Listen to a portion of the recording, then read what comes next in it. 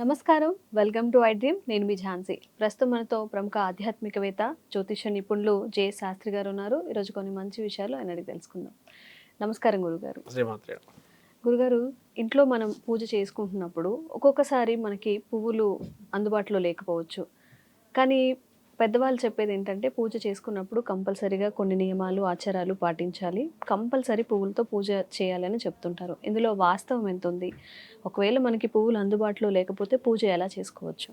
శ్రీ గురుభ్యో నమ. శ్రీ మహాగణాధిపతే నమ. శ్రీ మహాసరస్వత్యై నమ. హరి ఓం. శ్రీమాత్రే నమ. సర్వవిగ్రహరం దేవం సర్వవిఘ్న వివర్జితం సర్వసిద్ధి ప్రదాతారం వందేహం గణనాయకం. పూజకి పువ్వులు అనేది మనకు ఎంత ముఖ్యం అంటే ఎంత పూజాది కార్యక్రమాల్లో మనం ప్రత్యేకంగా పుష్పాలకు కూడా ఒకానొక షోడశోపచార పూజలో ఒక పుష్పం కూడా ఒక అలంకరణమే, పూజలో భాగమే. అంటే 16 రకాలైనటువంటి మనం ధ్యానం నుంచి మొదలు పెడితే తాంబూలం వరకు ఉండేటువంటి 16 రకాలైనటువంటి షోడశ ఉపచార పూజలో పుష్పం కూడా ఒక ఉపచారం. మరి ఈ ఉపచారాన్ని మనం చేయగలిగే శక్తి సామర్థ్యం ఉన్నవారు అత్యధికంగా పుష్పాలతో పూజ చేస్తారు. కొంతమంది ఇప్పుడు దేవతా స్వరూపాలు కొన్ని ఉన్నాయి. అలంకార ప్రియ విష్ణు అన్నారు. విష్ణుమూర్తికి పూలతో అలంకారం విపరీతంగా చేయమన్నారు. శివుడికి పత్రి పెడితే చాలన్నారు. తర్వాత ఇంకా అమ్మవారికి కూడా అలంకారం. స్త్రీలు అంటే సౌభాగ్యం అంటే దానిలో సౌగంధ ద్రవ్యాల్లో కూడా పుష్పం అనేటువంటిది చాలా ముఖ్యమైనది. మరి ఈ పుష్పాలంకరణం అనేది ప్రత్యేకంగా మనం మన కార్యక్రమాల్లో కూడా వైదిక కార్యక్రమాలతో పాటు మనకు నిత్యవారి కార్యక్రమాల్లో కూడా వాడుతూ ఉంటాం. ఎందుకంటే పుష్పమాలికలు వేయటము, వివాహాది కార్యక్రమాల్లో కూడా కొన్ని వివాహాల్లో కూడా మనకు రకరకాల వివాహాలు ఉన్నాయి. దానిలో కూడా పుష్పమాలికకు సంబంధించినటువంటి వివాహం ఉంది. దాన్నే వరమాల అంటారు. ఉత్తర భారతదేశం వాళ్ళు వరమాల అనేది కూడా వేస్తే కళ్యాణం అంటే వాళ్ళు పెళ్లి జరిగినటువంటి దాంతో సమానం అంటారు. మీకు ఒక కథ కూడా ఉంది. పుష్పమాలిక మనకు చాలా విశేషమైనటువంటి క్షేత్రం అది. ఆ క్షేత్రంలో ఈ కథ కూడా చాలా విశేషంగా ఉంటుంది. పుష్పమాల గనక అది ఏ విధంగా అలంకారం ఇవాళ ప్రసిద్ధిగాంచిన క్షేత్రమైంది అది. ఆ క్షేత్రంలో అనేక రకాలైనటువంటి సర్పదోషాలన్నీ కూడా తొలగింపజేసే మహాక్షేత్రంగా మారింది. ఎక్కడ గురుగారు? అయితే ఇప్పుడు మనం పుష్పం గురించి చెప్పుకుందామమ్మా. నెక్స్ట్ ఇంకోసారి దాని గురించి చెప్దాము, క్షేత్రం గురించి. అయితే పుష్పము మనకు సత్యనారాయణ స్వామి వ్రతం మొదలు తీసుకుందాం. ఎందుకంటే అందరికీ తెలుసున్న వ్రతము సత్యనారాయణ స్వామి వ్రతం. సత్యనారాయణ స్వామి వ్రతంలో మనకు 2వ అధ్యాయం ఉంటుంది.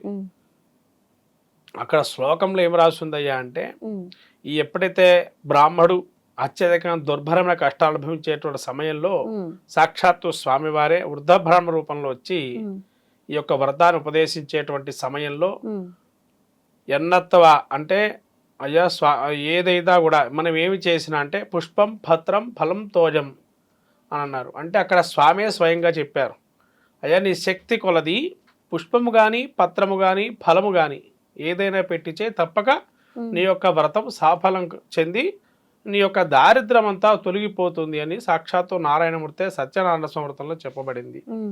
ఇది కాక మనకు పురాణాల్లోకి వెళ్ళినట్టయితే పురాణంలో కూడా తెలుపబడింది. పుష్పాలు లేని సమయంలో కూడా ఏమి చెయ్యాలని రాస్తుంది దానిలో కూడా. అదే మనకు బ్రహ్మాండ పురాణంలో ఉంది. ఈ బ్రహ్మాండ పురాణంలో ఏంటంటే ఒక అధ్యాయంలో మనకు పుష్పాలు కూడా కొన్ని సమయాల్లో వాడకూడదు అని అన్నారు అందులో. మరి ఎందుకన్నారు? అది పురాణం నుంచి మనం గ్రహించాం కాబట్టి ఎందుకన్నారు ఏమిటి అంటే అక్కడ కాలమానాన్ని బట్టి కూడా మనం చేయమని చెప్పన్నారు. అంటే ఏంటంటే అందరికీ అన్ని మాసాల్లో పూలు లభిస్తాయా అంటే కొన్ని కాలాల్లో లభించవు. ముఖ్యమైన కాలాలు ఏంటి అంటే చలికాలము. చలికాలంలో అత్యధికంగా పూలు తొందరగా రావు. సమయాన్ని బట్టి కొద్ది నెమ్మదిగా పూలు వస్తాయి. ఇప్పుడు కాలంలో మనం కెమికల్స్ వాడుతున్నాం కాబట్టి అత్యధికంగా మనకు ఈ డిఏపీలు అనేకం వాడుతూ ఉన్నాం కాబట్టి తొందరగా పూలు వస్తున్నాయి. కానీ చలికాలంలో తక్కువగా పూలు వస్తాయి. మామూలుగా చలికాలంలో పూలు తక్కువ, కొన్ని చలికాలంలో వచ్చేటువంటి పూలు కొన్ని ఉంటాయి. కానీ చలికాలంలో అత్యధికంగా మనం వాడే పూలు మాత్రం తక్కువగా ఉంటాయి. అందులో అసలు ఈ పుష్పాలు రకరకాలు ఉన్నాయి మామూలుగా. కానీ బ్రహ్మాండ పురాణంలో ఏం తెలపబడిందయ్యా అంటే ఎవరు ఏ రకం రంగు అయినా పెట్టవచ్చా పూలు అంటే తెలుపు రంగునే ప్రాధాన్యంగా చెప్పారు. అంటే అందరి ఇంట్లలో ఒకప్పటి కాలంలో నందివర్ధనాలు, తెల్లమల్లి పూలు, మళ్ళీ ముద్ద మందారము అంటే తెలుపు రంగులో కూడా మందారాలు ఉంటాయి. ఉమ్, అట్లాంటి తెలుపు పూలు మనం పెట్టమన్నారు. అవి కాకుండా పారిజాతం అని, ఉమ్, పారిజాతం అయితే ఒకప్పుడు ప్రతి ఇంట్లో కాదు ప్రతి వీధిలో ఉండేవి పారిజాతాలు. ఇప్పుడైతే తీసేశారు కానీ ఉమ్, పారిజాతము అంటే మనకు ముఖ్యంగా దొరికే పూలు ఏంటంటే ఇవే. ఉమ్, చామంతి అనేది మనం వేసుకుంటే వచ్చేటువంటివి. ఉమ్, తెల్ల పూలు అయితే మనం ఏదో ఒక కొమ్మ పెట్టినా వస్తూ ఉంటాయి అవి, దానికి సంబంధించినటువంటి పూలు. అంటే తెల్ల పూలు చాలా విశేషంగా అర్చనలో భాగంగా వాడమన్నారు. ఉమ్, మరి ఈ పూలు లేని సమయంలో అంటే మనకు 2 మాసాలు పూలు అర్చనకి కూడదు అని చెప్పి శాస్త్రమే చెప్పబడింది. ఉమ్, ఎప్పుడు సమయంలో అంటే గ్రీష్మ ఋతువు. ఉమ్, అంటే గ్రీష్మ ఋతువులో వర్షానికి పూలు కింద రాలుతూ ఉంటాయి. అవును. అంటే లెక్క ప్రకారం ఏంటంటే నేల రాలిన పూలు పెట్టకూడదని మనకు శాస్త్రంలో చెప్పబడింది. ఉమ్, అంటే నేల మీద పడినటువంటి పూలని అర్చనకి చేయకూడదు అని అంటారు. ఉమ్, కానీ ఇప్పుడు కాలంలో వాటిని మనం ఇప్పుడు అందరూ తెంపుతున్నారు, మనమేమో బయట కొనుక్కుంటున్నాం. అవును. నేల పడిన పూలు తెంపితేనేమో మనం ఏదైనా వేసుకుంటాం. ఉమ్, తెంపకుండా నేల మీద పడకుండా దానికి ఒక వలని ఏర్పాటు చేయమన్నారు. పూలు తెంపకుండా ఉండి ఉమ్, వలను ఏర్పాటుగా వలలో పడాలి పూలు. ఉమ్, అంతే తప్ప పూలు మనం కింద పడినటువంటి పూలు ఏరుకోవడం పెట్టడం అనేది కూడా కరెక్ట్ కాదు. ఉమ్, కాబట్టి ఎప్పుడైతే మనము పుష్పాలు లేని సమయం అంటే గ్రీష్మ ఋతువు వర్షాలు పడడం వల్ల ఉమ్, ఏం పెట్టమన్నారు? వర్ష ఋతువులో గ్రీష్మ ఋతువులో అంటే పత్రి అర్చనలో వాడమన్నారు. పత్రి అంటే శివుడికి బిల్వం, ఉమ్, మర్వం, దవడం, ఉమ్, మళ్ళీ తులసి, ఉమ్, మళ్ళీ నిర్గుండి అంటే మనకు ఇంకా అనేక రకాలు ఉన్నాయి. ఉమ్, ఆమలం, ఉమ్. ఆమలం కూడా పత్రం పెట్టమన్నారు శివుడికి. అంటే ఉసిరి ఉసిరి ఆకులు కూడా. ఉమ్, అంటే ఇవన్నీ రకరకాలు. ఇంకా సత్యనారాయణ స్వామి కూడా ఒక పత్రి ఉంది అక్కడ. ఉమ్, అంటే ఈ పత్రితో ఈ 3 నెలలు అర్చన చేయమని అందులో బ్రహ్మాండంలో తెలుపబడింది. ఉమ్, అంటే మీరు అన్నట్టుగా పుష్పాలు ఏదైతే లేకపోతే మరి ఏం చేయాలి అని అంటే ఈ ఆకులు పెట్టి కూడా అర్చన చేయమన్నారు. ఉమ్, అంతే తప్ప పుష్పం పత్రం ఫలం తోయమన్నారు వ్రతంలో కూడా. అవును. అంటే పత్రం అంటే ఏంటి? ఆకులు. ఉమ్, మనకు లభించేటువంటి ఆకులు ఏమి ఉంటాయో ఉమ్, అవి ప్రత్యేకంగా ముఖ్యంగా మనకు చెప్పారు కొన్ని ఆకులు. ఉమ్, ఆ ఆకు అంటే ఆ పత్రి ఏదైతే భావనగా చేస్తామో, మనకు వినాయకుడు చవితిలో కూడా 21 పత్రులు ఉన్నాయి. అవును. ఆ 21 పత్రులలో ఏ పత్ర లభించినా శివుడికి కానీ, కొన్ని వినాయకుడికి కానీ, కొన్ని విష్ణుమూర్తికి కానీ, అమ్మవారికి కానీ ఆ పత్రితో పూజ చేసినా కూడా ఫలితం అపూర్వంగా ఉంటుందని మన శాస్త్రం, మన పురాణం చెప్పబడింది. ఉమ్, ఇవి కాకుండా పుష్పాలు లేకుండా ఉండడం అని అంటే కూడా ఇంకా ఏమి చేయగలమండి? పుష్పాలు పత్రాలు అసలు ఏమీ దొరకలేని పరిస్థితి అన్నప్పుడు ఉమ్, 2 నక్షత్రాలు వేసి దండం పెట్టినా చాలు. ఉమ్, అంతే తప్ప ఉమ్, పూజకి పుష్పాలు లేదు అని మనస్సులో ఎప్పుడు భక్తి భావన చాలా ముఖ్యమైనది అవును. ఇక్కడ. అవును. అంటే ఏదైనా చెప్పేది ఏంటంటే భక్తి భావనకి ఏ పనైనా చేయండి. ఉమ్, భక్తి శ్రద్ధగా ఒక్క పువ్వు కాదు కానీ ఒక్క అక్షత వేసినా చాలు, ఉమ్, స్వామి అనుగ్రహం కలుగుతుంది. ఉమ్, అందుకనే తులసి దళంలో ఒక్క తులసి దళం పెట్టండి వ్రతంలో, ఉమ్. మొత్తం కోసి పెట్టక్కర్లేదు. కానీ తులసి చెట్టుని మనం తుంచకూడదు, తెంపకూడదు అని అంటూ ఉంటారు కదా గురుగారు. అంటే ఇక్కడ పూజ చేసే కోటలో నుంచి తంపకూడదు.